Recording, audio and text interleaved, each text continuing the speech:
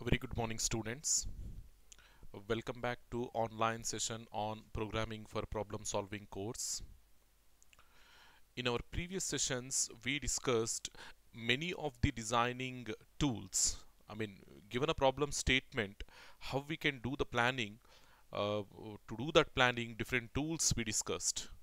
We started that concept with the structure charts.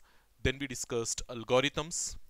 Then we also discussed pseudocode and then the flow charts. Basically, in our last session, we discussed many of the designing what we call symbols in a flow chart. How we can draw a flow chart, that we discussed. So inside a flow chart, all as we have seen, all symbols are standardized symbols. Every symbol, whatever you are using inside a flow chart, it is having a specific meaning.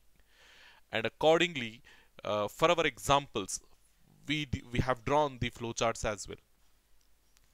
Okay, so many of the symbols we said we are going to discuss in future when they come in our discussion, like the compound statement, the module call compound symbol, module call symbol, and after that the iterative symbols like your while loop, for loop, do while loop, okay, looping symbols. All these things we said we're gonna discuss in the near future.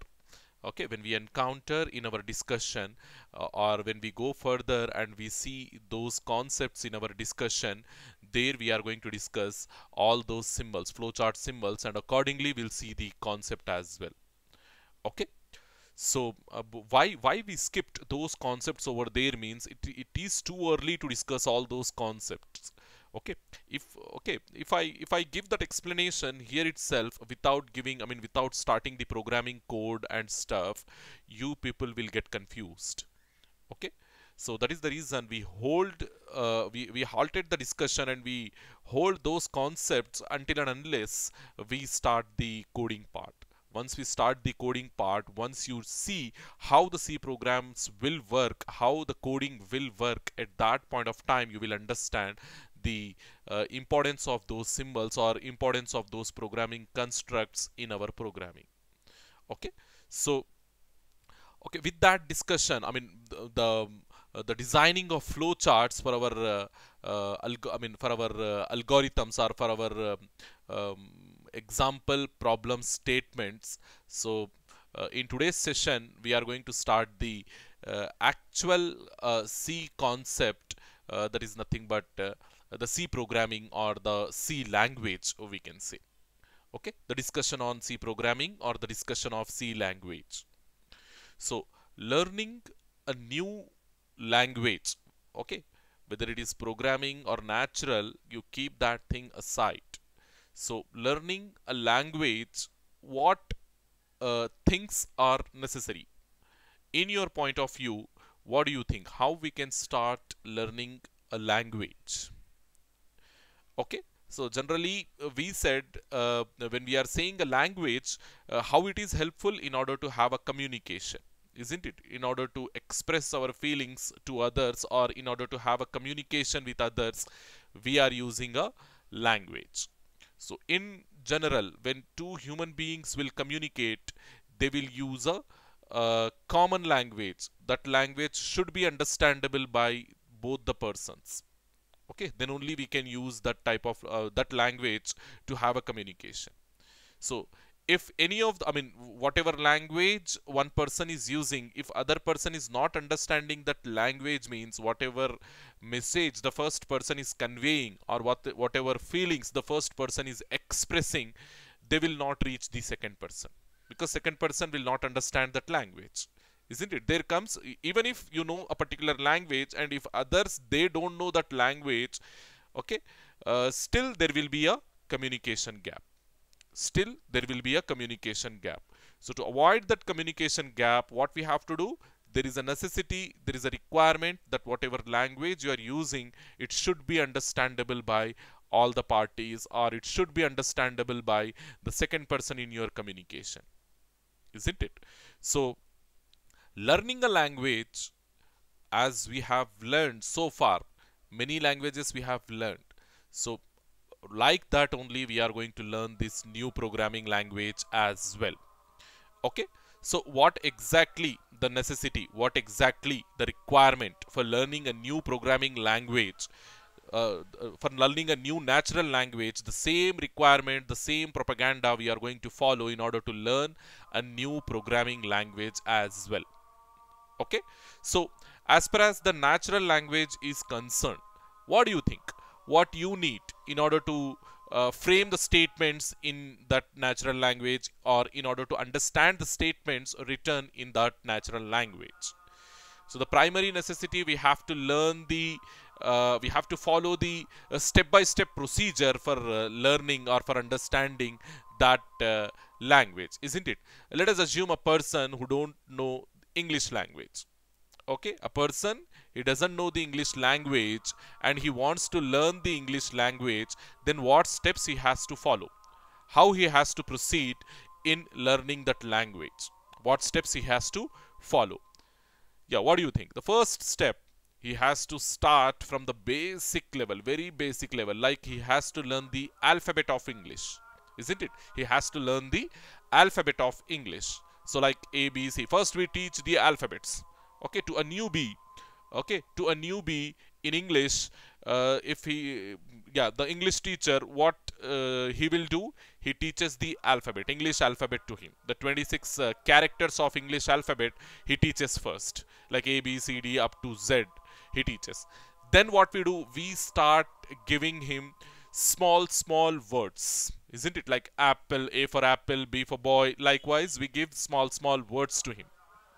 Then we give the meaning of those words, isn't it? After giving words, we also give the meaning of those words to him. Okay, so then after giving the meaning, what we give, we we we train or we teach him the tenses and the articles, all the what we call the constructs of English language. The constructs of English language are nothing but your articles, your what we call voices, active voice, passive voice, then your tenses, okay, present, past, future tense. Likewise, we have different constructs of your English language. So once the person knows all these things, your letter, I mean alphabet, then small words, meanings, we call that as vocabulary, isn't it? Small words with meanings, we call it as a vocabulary. If a person is using very difficult words in English, we used to say that person, that particular person is very sound, okay, very sound in English, or his vocabulary is very good, isn't it? Likewise, we give statements over there. So if a person's vocabulary is too good, means he knows I mean many different words in English, as well as he's having some good sound vocabulary with him. Okay, so accordingly, if we want to teach a person the English language, we will follow the same steps. Okay, teaching alphabet, giving words with meanings, teaching the constructs of English language. Those are nothing but your tenses, articles, voices, all these things. So once the person is familiar with all these things, what he does, yeah, immediately he starts speaking in English, or immediately he starts understanding the English, isn't it? So in that sense, the learning of a programming language like C, it is very exactly same. So believe me, whenever we are going to start this procedure, I'm going to give the relation, learning a natural language and learning a programming language, how these two things are similar. So here also, in order to learn a C programming language, what we have to do, the first thing, we have to learn the alphabet of English, isn't it? We have to learn the alphabet of English. Then we also have to learn the what we call small words in no, not yeah, I'm sorry for that. I said alphabet of English. It is not alphabet of English. We have to learn the alphabet of C language. Okay, so to start learning C language, what we have to do, the first step, we have to learn, or we have to see the alphabet of C language. So once you're familiar with the alphabet of C, then we go to words, small words with their meanings in C language. And then we do other programming constructs like your control structures, your functions, your arrays, your pointers, your structures, your files, all these things we see step by step. So once you understand, or once you have a good vocabulary in C language, believe me, you are going to write the C programs by your own. Okay, you are going to what we call solve the problems using C language by your own. Yeah, of course, it is a difficult job. It is a time-taking job, and we have very limited time over here. We have to wind up this entire thing in a semester of time, and that too hardly in 40 more sessions. Already we have completed 10 sessions, so we hardly have 40 more sessions, and in that 40 sessions only we have to do all these things. So nevertheless, at least we have started at this point, and we'll see. And today's class, it is completely theory class. Don't think that we are going to do something in C programming. In today's class, we see the history of C language, how the C programming language have evolved, okay, from nothing to everything, how it has been evolved. I mean, what makes the developers to invent this C language, or what paves the way towards this development of C programming language. Is the developer wants to develop the C language itself, or they wants to develop something else, and they come across with this C language? All these things we have to see in today's class. And along with this history of C programming, we also see the comments, if possible, if time permits, we see the comments. Comments section, already I told you, the pseudo code, it is very much helpful in doing the comment or in doing the documentation inside your C programming. So that documentation, that comment, how we do inside a C program, that we are going to learn in today's section. Because when we start writing the code, when we start writing the C programs, immediately, I mean, at every point of time, after every statement, we have to do the comment accordingly. So for that documentation purpose, or for that comment purpose, we use these C comments. So that also we are going to learn either in today's session or in our next session. If time permits, we'll wind up that complete concept in today's session itself, and if not, we'll discuss in our next session. So quickly, without much ado, let us just start the C language introduction, or history of C language. Okay, our today's concept is introduction to the C language, or history of C language. Sometimes they ask this question along with a bit in your LAQs, or in SAQs also they will ask history of C programming. Write about something, introduction to C language, or write about, okay, how the evolution of C language has been done. Like that they will ask. What is the history of C programming language? Like that they will ask. So we should know what paves the way for the development of this C language, and why Dennis Ritchie has developed this C language. All those things we have to know. Okay, so yeah, as we know, the C is a high-level programming language. Already I have given this statement to you when we discussed about the evolution of programming languages from machine language to symbolic, from symbolic to high-level, and we said C is an example for high-level programming language. Over there only we had the discussion. Okay, so you know that C language is a high-level programming language, and it is a structured programming language. So no random stuff in your C programming language. Whatever you are writing, that has to be followed in a structured manner. Okay, everything, the coding, how we have to start the coding and how we have to end the coding, that complete thing, it will go in a structured manner. Okay, no random stuff, nothing.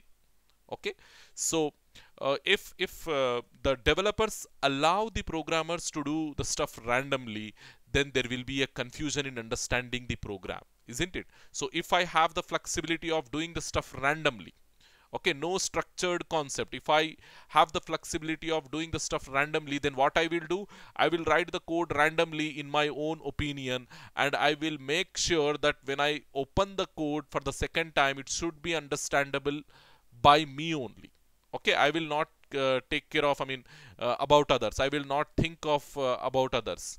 Okay, so what will happen if I write the code like that? If I write the code randomly, and if a third person is opening that code, or if a second person is opening that code, he will get confused what I have written. He will not understand. So that should not happen, isn't it?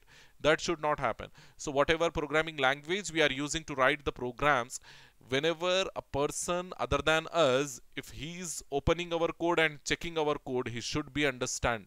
Okay, the code should be understandable by him as well. So there comes the importance of structured programming. Structured programming in the sense we will follow a proper procedure, we will follow a proper structure to write the C program. Okay, that is the reason why we call the C programming language as a structured programming language, and moreover it is a high level programming language. And why we are calling this programming language as a high level programming language in the sense, because we are, when writing C program, we are not concentrating on the machine's hardware. We are free from focusing on the machine hardware. Okay, the programmer, what we call the software engineer who is writing the C program, is free from focusing on the computer hardware, so is having more freedom on solving the logic of your problem, isn't it? He's more free to have more concentration, more attention on the logic rather than focusing on the machine hardware, isn't it? So the first point we discussed, we said C is a structured programming language, as well as it is a what we call high level programming language. The reason for calling the C as high level programming language we discussed over here. We said, okay, the programmer, okay, it allows the programmer to concentrate on the problem in hand rather than worrying about the machine hardware. So we are not worrying about the machine hardware, what we have in hand. So if we are free from doing that, so we can focus more, we can concentrate more on the problem itself, the problem to be solved. Okay, we can focus on more the problem to be solved rather than focusing on the machine hardware.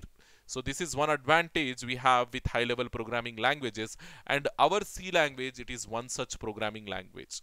Okay, it is a high level programming language, and moreover your C language is machine independent. Okay, it is machine independent. Okay, machine independent in the sense, when you're writing the program, you should not bother about on what machine you're writing the program. Okay, what is the machine code of that program, of that computer.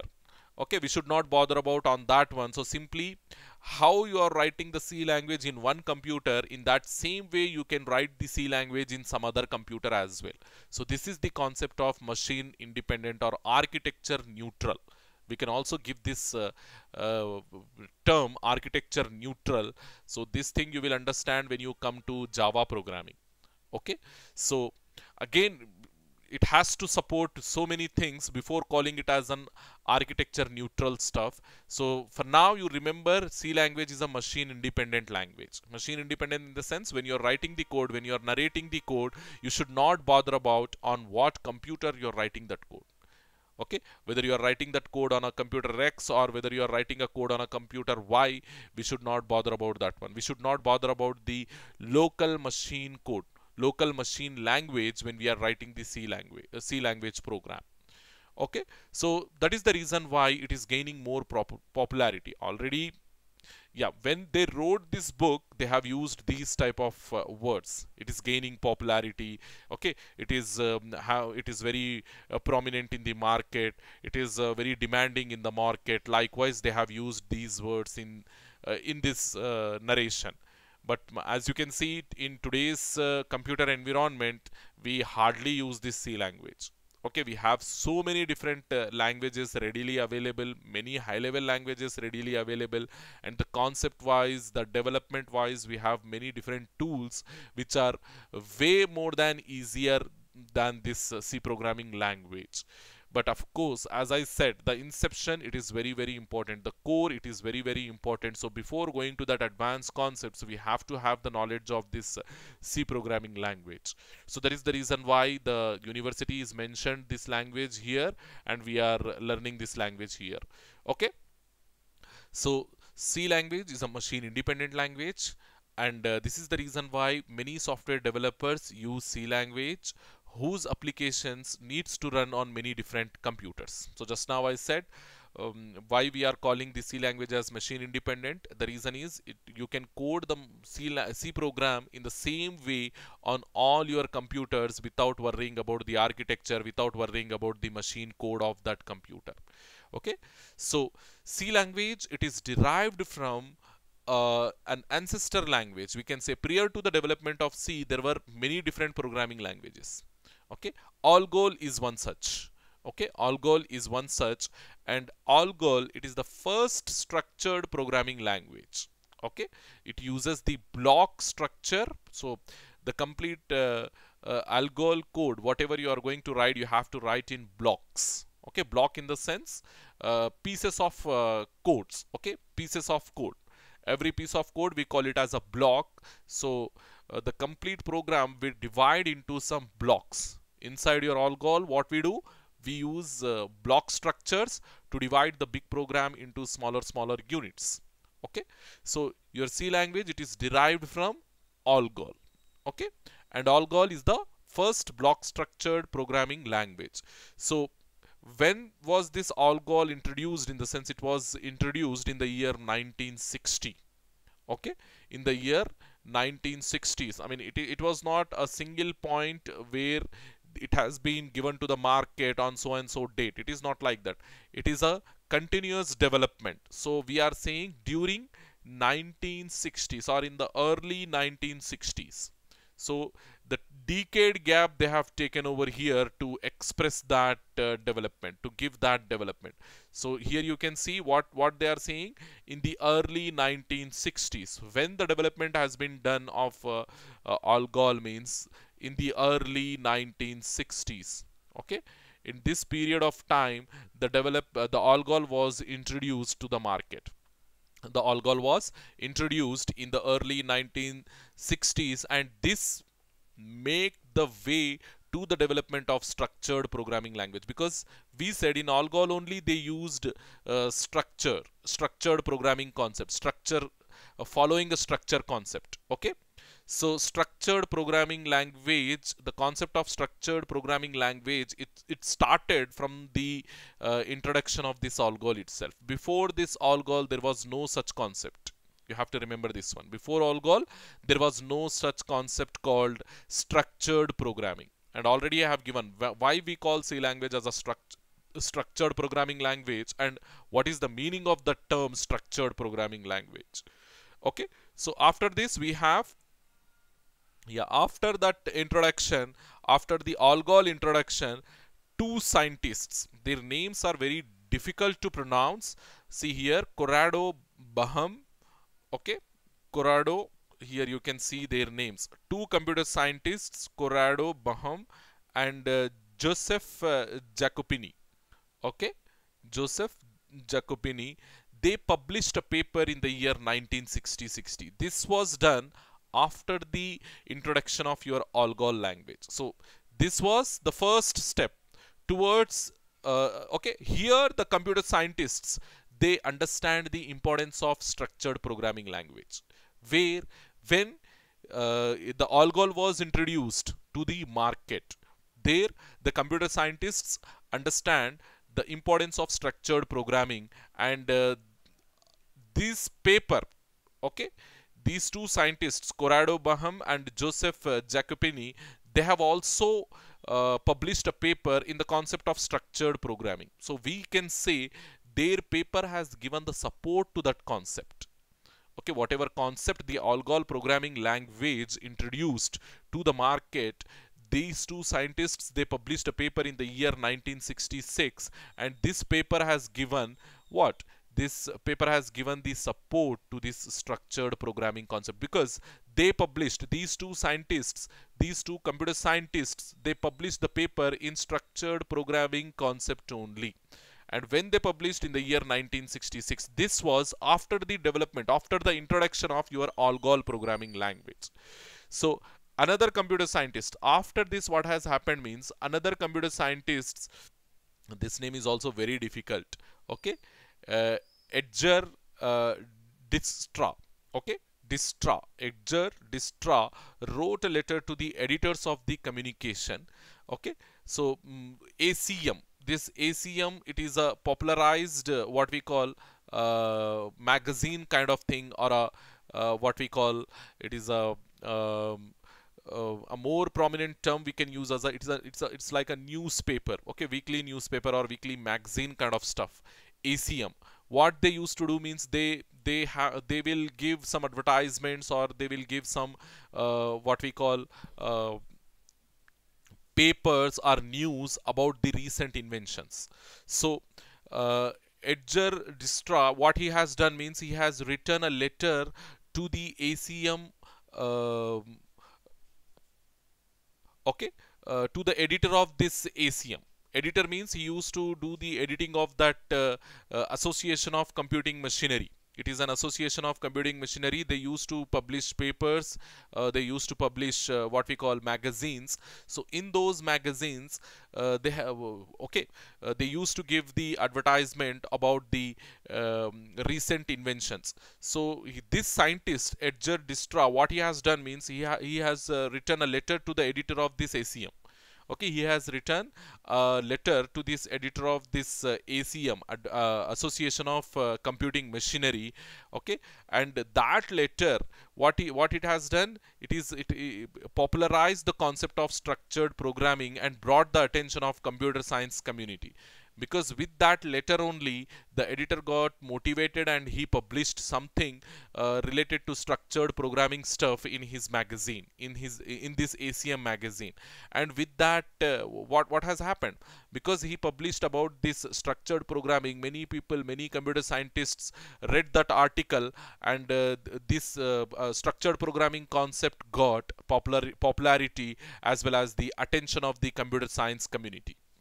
Okay, so you have to remember all these steps. First we have Algol, then we have this paper on structured programming, then we have this letter by this person to the editor-in-chief of ACM.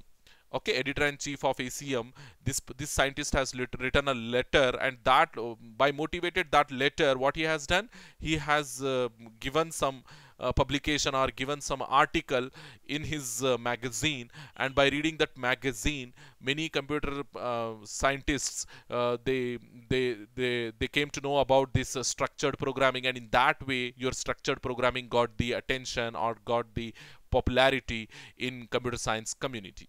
Okay, so this is the third thing. And after that, in 1967, so with this motivation, with all these motivation, with all these popularity, with all these attentions, then the scientists thought that not only Algol, we need to have more programming languages that follow the structured programming stuff. Okay, structured programming concept.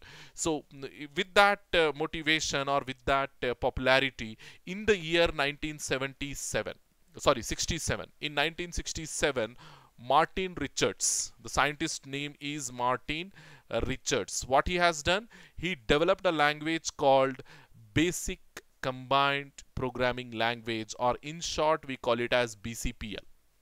In short we call it as BCPL, Basic Combined Programming Language. BCPL stands for Basic Combined Programming Language, and this is also a structured programming language only. After Algol, now we have BCPL. Okay, so then later Ken Thompson, another developer with name Ken Thompson. Okay, in the year 1970, he developed a similar programming language like like BCPL. He developed a similar programming language and named it as simply B. Okay, simply B. Okay, B was used to develop, after the development of B, okay, this B was used to develop the first version of Unix. You might have heard about this Unix operating system. It is an operating system, one of the popular networking operating system it is. Okay, so this Unix was developed using this B language only. How they have developed this Unix? Using this B language. One of the first version of Unix was developed using this B language. So who developed B language? Ken Thompson in the year 1970. Okay, so later, after this B language, in the year 1972, Okay, our important step in the year 1972, Dennis Ritchie. Okay, the developer name is Dennis Ritchie. He has developed the concept of C, or the C programming language, and how he has developed means by combining the concepts of a few of the concepts from ALGOL, few of the concepts from BCPL, then few of the concepts from B, and added the concept of data types. Okay, with all these things, he added the concept of data types and he developed a language known as C language. Okay, yeah, there comes the development of C language. So this is not the ending point, or this is not the stopping point for the development of C. This is just the first version of C, or the basic version of C. Okay, or the traditional version of C. You read the the last statement over here, the last point over here.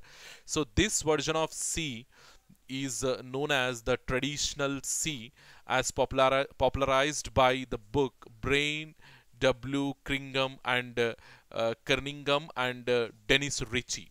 Okay, so what they have done in the year 1978, after the development in the year 1978, they wrote a book, and in that book they written some statements by praising the development of by praising their invention, and they called their invention as the traditional C. So at that stage only they defined the scope. So as they are calling it as traditional, means that is the basic version, and still there needs to be more development. Okay, there needs the traditional C, it needs more development. So whatever traditional version developed by Dennis Ritchie, whatever C version developed by Dennis Ritchie in the year 1972, we call it as the traditional C. So still we have many more developments in that traditional C, as you can see.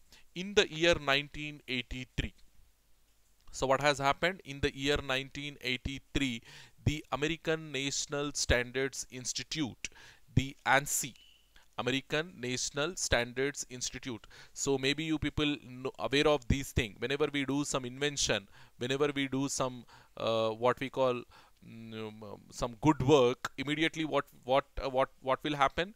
These standards organization like ISO and your ANSI, these type of people, these type of standard organizations, what they will do, they will take the patent, isn't it? They will adopt the invention, and they will take the patent on that invention, so that others should not use that invention without their permission, isn't it? Others should not use that invention without their permission. So we call it as a patent. You might have heard, you might be aware of the copyright issues, isn't it? Copyright issues. If we use that invention without their permission, then what will happen? The copyright issue will come. So in the year 1983, American National Standards Institute has given a standard definition for C. It got approved in the year 1989. So they have given the standard in the year 1983, and it got approved in the year 1989. And in 1990, the ISO, International Standards Organization, ISO adopted the ANSI version, ANSI standard, and this version of C we call it as C89. Okay, so you have to understand this. So what has happened after the development of traditional C in the year 1972? In the year 1978, it got popularized by the developers itself by a book, isn't it? By a book, they popularized the traditional version of C. Then in the year 1983, American National Standards Institute, ANSI, has adopted it and given a standard, and that standard got approved in the year 1989. And after that, in the year 1990, the ISO, International Standards Organization, it has adopted that ANSI standard, and they called it as C90. Okay, sorry, C89. So whatever approval the ANSI people got, that same approval was adopted by the International Standard Organization, ISO, and they called that standard as C89. Okay, so now the C is C89. So after that 89, in the year 1985, some minor changes have been made to the tradition, that C89. Okay, some minor changes have been made to the C89, and they call it as, this version of C, they call it as C95. Okay, C95. So after that, in the year 1999, some prominent, some significant changes or some major changes have been made to the standard C95 version. So first C89 we were having, now C95, and to that C95 also some major changes, some significant changes were made to that C95. And what are those significant changes? In the sense, yeah, extension to the character type. That means they have extended the alphabet support. Okay, but previously it was supporting only English characters, and after the in C99, so whatever modification they have done in the year 1999, that significant change, after the significant changes, they call it as C99. Okay, they call it as C99. So what modifications or what extra things they have added into this C99? In the sense, extension to the character type, then addition of boolean type, extension to the integer type, then inclusion of type definition, okay, of and first statement, then addition of imaginary and complex type, and inclusion of this comment, multi-line comment. We call it as multi-line comment. Very soon you will understand. Inclusion of multi-line comment. So all these inclusions they have done, all these additions they have done, all these modifications they have done to C95. So C95 plus all these modifications from here to here, if you add these things, additions, so we call that version of C as C99. We call it as C99. And currently the latest version, when this book was written, when your author has wrote this book, the current version was C99. And this is either not the stopping point, or this is not the end to the evolution of C99. After C99 also we have many different versions in C that you can go to the internet and that you can find out what, I mean, after 99, it is currently we are in 2020, isn't it? It is more than like 20 years, isn't it? And you know the evolution, it needs a night. Okay, nowadays how the evolution is going on, even a single day is enough for the evolution, isn't it? The especially in the computational world, especially in the IT sector, one day is more than enough to have the evolution. So it is a 20 years gap we have. Whatever we are discussing over here, it is in the year 1999, and currently we are in 2020. It's more than 21 years almost. So in this 21 years, maybe many developments have been done into this C99, and that development, what exactly has come across, I want you to have a research on that one. Okay, go to the internet and just search what is the current latest version of this C after this C99 we have.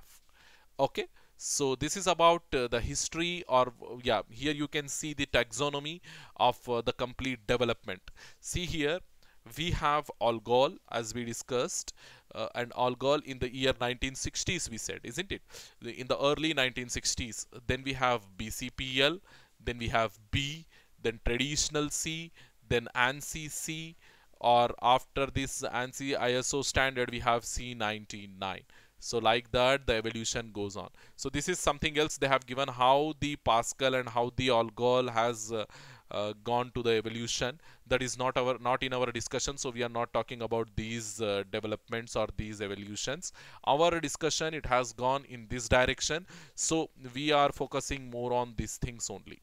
Okay, so we have Algol, from there we got BCPL, from there we got B, then traditional C, then ANSI and ISOC, then C95, then C99.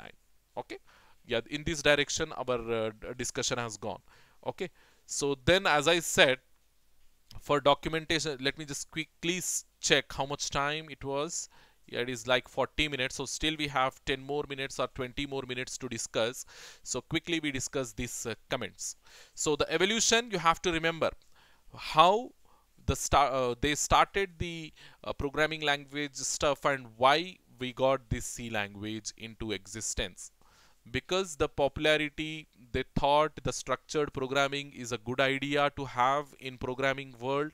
So from Algol they got BCPL, then they got B, then finally the C. So A, from this algol they might have taken A. Okay, so you might be thinking why they have given C language only. So the reason you can see over here. So they might have think this algol as the A language, this algol as the A language, and then here we have BCPL and B language already. So whatever we got from these A, B, so they named it as C. So that is the reason of giving C language.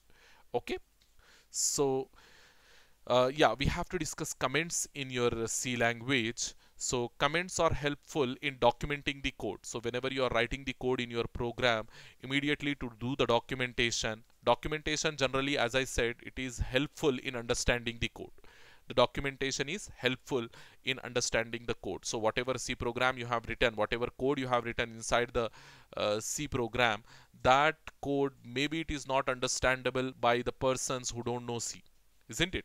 So if a lame person comes to your code, he opens your code and he checks your code, how he will understand that code? If if you have a proper documentation inside the code, then only the person will understand that code. So there is a problem if we directly write the documentation inside your program, then there will be a problem, because as we said, your code we are giving to the compiler, and that compiler will understand only the C code. It will not understand the English code, the English language statements. So generally the documentation, how we do the documentation, we do in English language. The documentation we do in English language. So when it comes to the C program, so with documentation, how it will go? So the C program with documentation, how it will go? Yeah, we are writing C program, and we are saying plus documentation. So why we are writing documentation in the C program means, because the C program, in order to understand, we need the clarity, or we need the understanding of C language, isn't it? We need the understanding of C language. And if a person, if he don't know the C language, then he goes for documentation, and this documentation we are doing in any of the natural language, maybe your English language, we do the documentation in English language, natural language English. So if a third person comes to your code, if a third person opens your code, and if he don't understand C language, then he will get some idea with this documentation, because you are doing the documentation in English language. And if he knows the English, he can read that English, and he can understand that so and so program, whatever you have written, the purpose of writing the that program, or the intention of writing that code is the law, the problem statement, isn't it? You have a problem, so you have written the code, and in that way he will understand the C program. So this C program code, C code, we are writing in C language, and this documentation we are writing in English. So this entire thing, both the things we are writing inside a single file. We are taking only a single file help, and in that single file only we are writing both these things. What we are writing? C code plus documentation. C code plus documentation. So in order to get the output from this file, what we do, we'll give this file to the compiler, isn't it? Because there is a need to convert this C code into machine code. Okay, into machine code before giving it to the computer. And that machine code, what we do, we give it to the computer to see the output, isn't it? We give it to the computer to see the output. So this is our regular routine. When we are writing the C program, we write C code plus the documentation inside our source file. This is our source file. Inside our source file, and that source file we are giving it to the compiler, and that compiler, what it will do, it will convert the source file into machine code, and that machine code we are giving it to the computer to check the output. What the computer will give? Computer will give the output. So this is the general routine what we follow. Okay, the general steps what we follow when we are writing the code. So for the compiler, understanding the C code and converting the C code into machine code, it is an easy job, because the compiler knows the C code as well as machine code. Compiler knows the C code as well as the machine code, so it can translate the C code into machine code. But what about this documentation? We have encoded this documentation also along with our C code. Does the compiler understands this documentation? No, the compiler will not understand the English. The compiler will understand only the C code and machine code. He converts the C code into machine code and machine code into C code. But he don't know what these statements you have written, what these English statements you have written inside your code. So what we have to do? We have to follow a proper procedure so that the compiler will skip this documentation from its understanding. Okay, so what we have to do? We have to follow a proper procedure so that the compiler will skip this documentation from understanding, and he tries to understand only the C code and skips this documentation. That procedure is nothing but your comments. There comes the concept of comments. Now hopefully you understood. So we are writing the C language along with documentation for the purpose a layman can also understand your C code. Okay, our motto, our intention behind it is very clear. We want our C program to be understandable by the lame person as well, because the lame person, he don't know C language. That is the reason why we are including the documentation. So that thing we are doing inside a single file, source file, the C code as well as the documentation. And that C code, in order to get the output, we are giving it to the compiler, and that compiler, it is converting that C code into machine code, and that machine code we are giving it to the computer, and that computer, it is displaying the output for us. So this is the general routine. But inside your C code, inside your source file, when you are including the documentation, it will become a problem to the compiler. Okay, if you write this documentation directly into the C code without following a proper procedure, then what will happen? Your compiler will not understand this this English statements, this documentation, and generates errors. Okay, generates errors. Very soon you will understand how the compiler will generate errors if we don't follow the proper procedure. Okay, so to avoid this errors in our program, so to make the compiler to understand only or the compiler to focus only on C code and ignore this documentation, we follow a proper procedure, and that proper procedure is nothing but the comments. So using these comments, we do the documentation in our C code. The logic is very simple. Using comments, what we do? We do the documentation inside our C code. So quickly go and see your slide, that is comments section.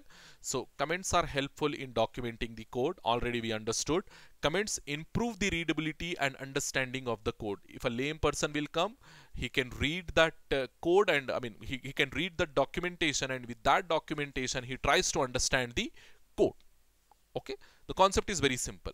So comments are placed within the program with actual programming code only. Yeah, we said we are not writing the comments in a separate file. Rather, what we are doing, we are writing the documentation, we are writing the comments inside the same C program code, inside the same source code file, isn't it? So the compiler ignores these comments. So when you document using comments, your compiler, it ignores these comments, okay, and translates the program into executable code. Only the C code will be translated into the machine code or executable code, and these comments will be ignored by the compiler. You have to understand this one. So when you are documenting using comments, those documentation will be ignored by the compiler. Documentation will be ignored by the compiler. So, and these comments, they are of two types in our C programming. Till C95, we were having only one type of comment, that is block comment. Okay, block comment. Then with the introduction of C99, we got line comment as well. Okay, we got line comment as well. The symbols, the tokens, what we use in order to have this block comments in our program, or in order to have this line comment into our program, this block comment, it will have two different tokens or two different symbols. Okay, So like this, you have to include a block comment into your program. See, this followed by asterisk. Okay, we call this as forward slash followed by asterisk, and whatever comment you want to write, block comment, multi-line comment, you can write over here. Block comment, sometimes we also call it as multi-line comment. So write that comment and close this comment with like this. Okay, sorry, you may get confused between that parenthesis as well. You may think that we have to use this parenthesis as well. No need to use this parenthesis, only this much is enough. Okay, so what you have to do, a forward symbol, a forward slash symbol followed by the asterisk symbol, then include the comment. Here I'm specifying these dots. It doesn't mean that you have to specify dots only over there. You can write the comment, actual comment over here, like this is my first program, this is my first program. Like this you can write the comments inside your program. Okay, this is my first program. Like that you can write the comments. So then we have a closing token as well. This is your opening token and this is your closing token. So yeah, when you are writing the block comment, and we said we can also call this comment as multi-line comment, isn't it? Multi-line comment, multi-line block comment or multi-line comment. So when you are writing this block comment, two tokens are very, very important. So the starting token and the end token, these two tokens are very, very important. But for line token, we'll be having only one token like this. So yeah, for every comment, whether it is block comment or line comment, for every comment you need to specify two symbols. Okay, you need to specify two symbols. That is for sure, that is for compulsory. The starting token as well as the end token, so that the compiler will come to know where to start the ignoring process and where to end the ignoring process. Okay, where exactly the starting point of the comment and where exactly the end point of the comment, your compiler should know. That is the reason why we are using two tokens for every comment. So if it is a if it is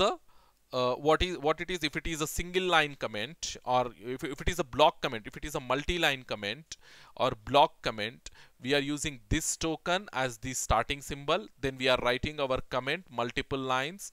Then we are closing the comment using like this. So this is the opening of comment. This is the opening. And this is the closing of the comment. This is the closing of the comment. Like this, if you put inside your C program, okay, like this, if you put inside your C program, what will happen? Your compiler will ignore whatever you are going to write in between these two tokens.